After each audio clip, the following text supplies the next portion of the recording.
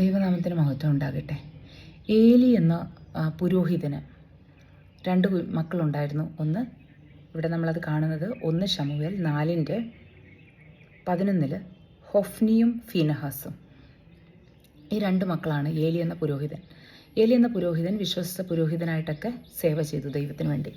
എന്നാൽ മക്കൾ അനുസരിക്കുകയോ ദൈവദൂഷണം പറയുന്ന അനുഭവങ്ങളൊക്കെ ഈ മക്കളുടെ ജീവിതത്തിലുണ്ടായിരുന്നു.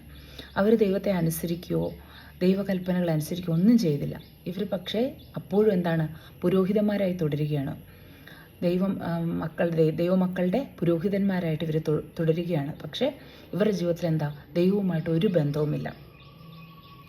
ഇവർ വളരെ പാപം ചെയ്യുകയും ദൈവത്തെ വിഷമിപ്പിക്കുകയും ചെയ്യുന്ന ഒരു വ്യക്തികളായി തീർന്നു.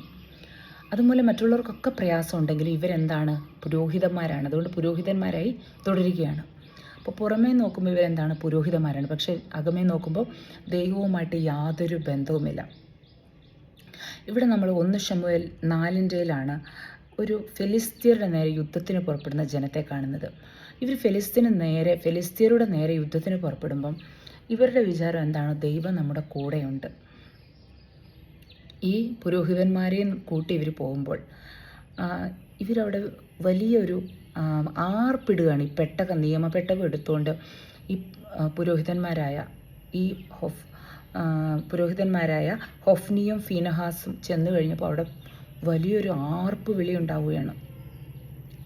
4:5 നമ്മൾ കാണുന്നത്, യഹോവയുടെ നിയമപ്പെട്ടകം പാളയത്തിലെത്തിയപ്പോൾ ഭൂമി കുലുങ്ങുമണ്ണം ഇസ്രായേൽ ആർപ്പിട്ടു. അവർ ആർപ്പിടാൻ കാരണം എന്താ, പെട്ടകം എത്തി, പുരോഹിതന്മാരെത്തി, ഇനി വിജയം നമുക്ക് തന്നെ എന്ന് ഉറപ്പിച്ചുകൊണ്ടാണ് ഇവർ ആർപ്പിടുന്നത്. പക്ഷെ ഇവരാരും ദൈവവുമായിട്ടുള്ളൊരു ബന്ധത്തിൽ നിലനിൽക്കുന്നില്ല. പുറമെ എന്താണ്, പുരോഹിതന്മാരാണ്, പെട്ടകമുണ്ട് കയ്യിൽ, അപ്പോൾ ഇവരെന്ത്, ജയം നമുക്ക് തന്നെ എന്ന് പറഞ്ഞ് ആർപ്പിടുവാണ്. പക്ഷേ ഇവിടെ എന്താണ്, 10ാമത്തെ വാചനം നമ്മൾ നോക്കുമ്പോൾ ഫെലിസ്ത്യരുടെ മുന്നിൽ ഇവർ തോറ്റുപോവാണ്. ഈ ജനം എന്ത് ചെയ്തു, തോറ്റുപോയി. പെട്ടകവും പിടിപെട്ടു. ഈ ഏലിയുടെ പുത്രന്മാരെന്ത് ചെയ്തു, പട്ടുപോയി. ഇവർ ദൈവത്തിൻ്റെ പുരോഹിതന്മാരായിരുന്നു. ദൈവത്തിൻ്റെ പെട്ടകം കൂടെ ഉണ്ടായിരുന്നു. എന്നിട്ടും ജനം എന്തുകൊണ്ട് പടയിൽ തോറ്റുപോയി എന്നുള്ളതാണ് നമ്മൾ ചിന്തിക്കേണ്ടതാണ്. നമ്മുടെ ജീവിതത്തിലും പലപ്പോഴും ദൈവം നമ്മുടെ കൂടെ ഉണ്ടെന്നൊക്കെ നമ്മൾ ചിന്തിക്കുന്ന അനുഭവങ്ങളുണ്ടാകാം. ഞാൻ പള്ളിയിൽ പോകുന്നുണ്ടല്ലോ, ഞാൻ മുടങ്ങാതെ കാര്യങ്ങളൊക്കെ ചെയ്യുന്നുണ്ടല്ലോ എന്നൊക്കെ ചിന്തിച്ചിട്ട് ദൈവം എൻ്റെ കൂടെ ഉണ്ടെന്ന് ചിന്തിക്കുന്ന വ്യക്തികളോട് ദൈവാത്മാവ് പറയുന്നത്, ദൈവവുമായിട്ടൊരു ആത്മബന്ധമുണ്ടോ? കർത്താവ് പറയുന്ന കൽപ്പനകൾ പ്രമാണിക്കുവാൻ കഴിയുന്നുണ്ടോ?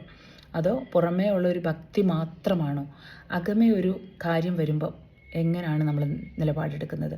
ദൈവം നമ്മുടെ കൂടെ ഉണ്ടെന്ന് നമുക്ക് ഉറപ്പുണ്ടോ? ദൈവമായിട്ട് ചേർന്ന് നടക്കുന്ന ഒരു വ്യക്തിക്ക് മാത്രമേ ദൈവം എൻ്റെ കൂടെ ഉണ്ടെന്നൊരു ഉറപ്പ് പറയാൻ കഴിയുള്ളൂ. അല്ലാത്തവരുടെ ജീവിതത്തിലൊക്കെ നമ്മൾ പള്ളിയിൽ പോകുന്നുണ്ട്, ഭക്തി കാണിക്കുന്നുണ്ട്, പക്ഷേ ദൈവം കൂടെ ഉണ്ടോ എന്ന് ചോദിച്ചാൽ അറിയില്ല. ദൈവമായിട്ടൊരു ബന്ധമുണ്ടോ എന്ന് ചോദിച്ചാൽ അറിയില്ല. തെറ്റുകൾ ഇഷ്ടമാതിരി ചെയ്ത് കൂട്ടുന്നുണ്ട്, തോന്നിയതുപോലെയൊക്കെ നടക്കുന്നുണ്ട്. എന്നിട്ട് ദൈവം ഞാൻ പള്ളിയിൽ പോകുന്നതുകൊണ്ട് ദൈവം എൻ്റെ കൂടെയുണ്ട് എന്ന് വിചാരിക്കുന്ന അനുഭവങ്ങൾ വേണ്ട. വ്യക്തിപരമായിട്ട് ദൈവവുമായിട്ടൊരു ബന്ധവും ഈ വചനങ്ങൾ നമ്മുടെ ജീവിതത്തിൽ പ്രാവർത്തികമാക്കുവാൻ മറ്റുള്ളവർ കുറ്റം പറയുന്നത് കൂടാതെ നമ്മുടെ സ്വയം ജീവിതത്തിൽ മറ്റാരും കാണാത്തപ്പം നമ്മുടെ ജീവിതം എങ്ങനെയാണ്, രഹസ്യ ജീവിതം എങ്ങനെയാണ്, ദൈവവുമായിട്ടുള്ള ബന്ധം എങ്ങനെയാണ്. പിന്നെ അതുപോലെ തന്നെ ഇമ്പോർട്ടൻ്റ് ആണ് മറ്റുള്ളവരുടെ മുന്നിൽ നമ്മൾ മാന്യമായ രീതിയിലൂടെ നമ്മൾ നോക്കുകയാണെങ്കിൽ പുരോഹിതന്മാരുടെ മക്കൾ മറ്റുള്ളവർക്കെല്ലാം അറിയത്തക്ക രീതിയിൽ പാപം ചെയ്തു, ദൈവദൂഷണം പറഞ്ഞു, ദൈവത്തെ ഒത്തിരി എന്ത് ചെയ്തു, കോപിപ്പിച്ചു, വിഷമിപ്പിച്ചു. അപ്പോൾ അങ്ങനെ മറ്റുള്ളവരുടെ മുന്നിലും നമ്മൾ എന്ത് ചെയ്യണം, ദൈവത്തിന് മാനപാത്രമായി നിൽക്കണം. നമ്മുടെ രഹസ്യ ജീവിതത്തിലും ദൈവത്തിന് മാനപാത്രമായി നമ്മൾ തീരണം. ഇല്ലാതെ നമ്മൾ ദൈവത്തെ പുറമെ മാത്രം ഇങ്ങനെ കാണിച്ചിട്ട് നമ്മുടെ ജീവിതം വചനാനുസരണമല്ല നമ്മൾ ജീവിക്കുന്നതെങ്കിൽ അത് നമുക്ക് യാതൊരു അർത്ഥവുമില്ല. നമ്മുടെ ജീവിതത്തെ കൊണ്ട് നമ്മൾ വചനാനുസരണം ജീവിക്കുകയും നമ്മൾ ഈ പുറമേയും ദൈവ സാന്നിധ്യം നമ്മൾ കാണിക്കുകയും ചെയ്യുമ്പോൾ നമ്മുടെ കൂടെ എത്ര വലിയൊരു യുദ്ധം നമുക്ക് നേരിട്ടാലും എന്താണ്, ദൈവം നമ്മുടെ കൂടെയുണ്ട്, നമ്മൾ തോറ്റു പോകുകയില്ല.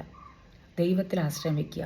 അതേസമയം നമ്മൾ നമ്മുടെ കഴിവിലും നമ്മുടെ കൂടെയുള്ളവരിലുമൊക്കെ ആശ്രയിച്ച് ദൈവത്തെ പ്രസാദിപ്പിക്കാതെ ജീവിക്കുകയാണെങ്കിൽ എന്ത് ചെയ്യും, പടയിൽ ഇവിടെ പട്ടുപോയതുപോലെ പട്ടുപോകും, പടയിൽ തോറ്റും പോവും. അതുകൊണ്ട് ദൈവസാന്നിധ്യം നമ്മുടെ കൂടെ ഉണ്ടോ എന്ന് നമുക്ക് ഉറപ്പുവരുത്തണം. നമ്മുടെ ജീവിതം എങ്ങനെയാണെന്ന് നമ്മൾ ക്രമപ്പെടുത്തണം. ഈ വചനങ്ങൾ ദൈവം നിങ്ങളെ അനുഗ്രഹിക്കട്ടെ. ആമേൻ.